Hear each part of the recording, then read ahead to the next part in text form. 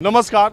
देश के चारों कोनों में इन दिनों सियासत खूब गर्म है। महाराष्ट्र का हाल आप देख ही रहे हैं। दिल्ली में डिप्टी सीएम मनीष सिसोदिया की गिरफ्तारी के बाद आम आदमी पार्टी और भारतीय जनता पार्टी में जो खींचतान है वो आप देख ही रहे हैं। उत्तर प्रदेश, बिहार में महागठबंधन ने कैसे रैली करके हुंकार भरी और भारतीय जनता पार्टी अब मार्च के दूसरे हफ्ते से बिहार में अपना कार्यक्रम शुरू करने वाली है। और सबसे ज़्यादा तो उत्तर प्रदेश में विधानसभा में जो तकरार अखिलेश यादव और योगी आदित्यनाथ में रोज़ देखने को मिलती है, उससे ये सवाल उठता है कि अखिलेश यादव जातिगत जनगणना की जिसकी वकालत इतनी ज़्यादा कर रहे हैं, तो 2024 के लोकसभा चुनाव में उत्तर प्रदेश में क्या होगा। उत्तर प्रदेश सबसे इम्पोर्टेंट, सबसे महत्वपूर्ण रोल प्रधानमंत्री नरेंद्र मोदी को ज़्यादा से ज़्यादा सीटें दिलवाने में उसकी भूमिका रही है। जितनी सीटें भारतीय जनता पार्टी पिछले 2 बार लोकसभा चुनाव में पा चुकी है, उस तरह लगातार रिकॉर्ड किसी पार्टी का कभी नहीं रहा है। तो 2024 में उत्तर प्रदेश में भारतीय जनता पार्टी की सीटें कम होंगी या ज़्यादा, यही माहौल जानने के लिए मैं आज लखनऊ में हूँ और दारुल सफ़ा के पास हूँ। आपको गाज़ीपुर से लेकर गाज़ियाबाद तक की सियासी हवा का पता करना हो तो आप लखनऊ में दारुल सफ़ा के पास आ जाए, आपको सब पता चल जाएगा। एक चाय की दुकान है, शाम का वक्त है, कुछ लोग यहाँ चाय पीने के लिए आए हैं, तो मैंने सोचा कि यहीं से माहौल क्या है शुरू किया जाए। यहाँ कुछ नेता लोग भी है, आम लोग भी है। हाँ बताइए। मैं ये पूछ रहा हूँ कि 2024 के चुनाव का माहौल उत्तर प्रदेश में बनने लगा? हाँ जी, बन रहा है।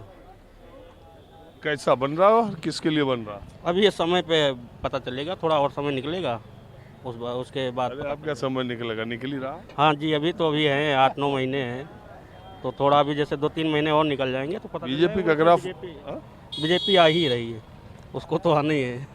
बीजेपी की पहले कितनी सीटें थी और उसके बाद उसकी सीटें कम हुई? शायद इस बार बढ़ेंगी। पहले से भी ज्यादा? हाँ, बढ़ेंगी इस बार। इसकी वजह क्या? अब इसकी वजह क्या बताया जाए, काम जो हो रहा वही है और क्या। अंधभक्ति है इसकी वजह। अरे यार, तुम तो स्कूल के स्टूडेंट। हम आपको देख के आए वापस, अभी हमने आपका फेसबुक पे पेज देखा है, आप जेन्युइन बात दिखाते हैं तो हमने कहा भाई अंकल से बात कर लें। अरे तो तुम स्कूल के बच्चों, माहौल क्या है देखते हो?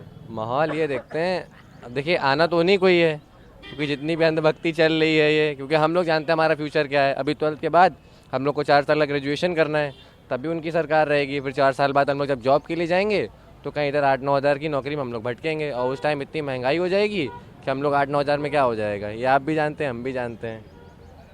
तो अब देखना है, अगर सत्ता परिवर्तन होता है तो बहुत अच्छी बात है। दूसरी सरकार हम लोग के लिए अगर रोज़गार देती, नौकरियां देती हैं तो हमारे लिए अच्छी बात है। नहीं होगा तो फिर इसी को झेलना है, फिर और क्या, 7-8 हज़ार में खुश रहेंगे। जितने यार तुम झेलना कह रहे हो, बहुत लोग तो इसको एंजॉय कर रहे हैं। एंजॉय वो लोग कर रहे हैं जिनके पास पहले से है, एंजॉय वो लोग कर रहे हैं। या बहुत वो कट्टर हिंदू बन रहे हैं, वो कट्टर हिंदू हैं भी नहीं, बिल्कुल हिंदू नहीं है। क्या हिंदू की जो परिभाषा है वो उन्हें भी नहीं पता है।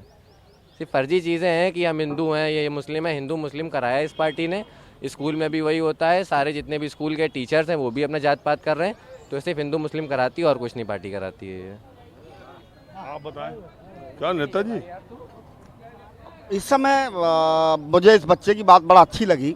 उसने अपने स्कूल का बच्चा है, कम से कम पॉलिटिकल चीज़ें, इस उम्र का बच्चा राजनीति, नहीं तो हम तो दिल्ली बम्बई के 25-28 साल के युवाओं से पूछते हैं और बताइए, no no no no, I am not interested in politics. नहीं, मुझे राजनीति से कोई लेना देना नहीं। असल में उनको मालूम ही नहीं है कि क्या डेवलपमेंट है। बिना राजनीति में इंटरेस्ट लिए कोई हिंदुस्तान में कैसे रहे, दुनिया का सबसे बड़ा लोकतंत्र। हाँ तो बताइए 2024 क्या माहौल है?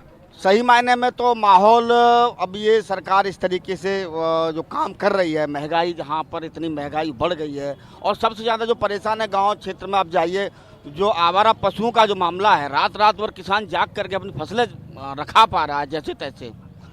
तो उनसे पूछिए कि क्या माहौल है। सही बात, ज़मीन पर जब आप जाए। मैं जाता रहता हूँ, ऐसी बात नहीं है।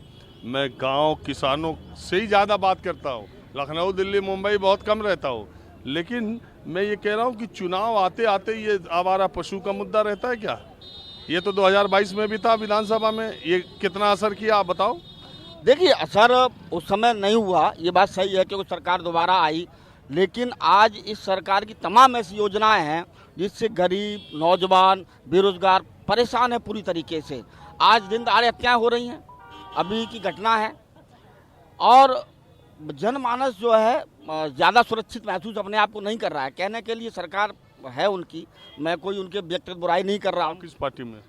मैं कोई किसी पार्टी से ज़्यादा संबंध नहीं रखता हूँ, लेकिन आपका नाम क्या है? मेरा नाम मुनैन साक्य है। मैं जनपद कासगंज का रहने वाला हूँ और यहाँ मैं किसी काम से आया था। साक्य को तो टिकट दे दिया था मैनपुरी में बीजेपी ने। अब दिया तो वहाँ की जनता ने जवाब भी दिया, सही चीज़ को चुना। मैं तो वहाँ की जनता को धन्यवाद दूंगा कि सही निर्णय लिया उन्होंने।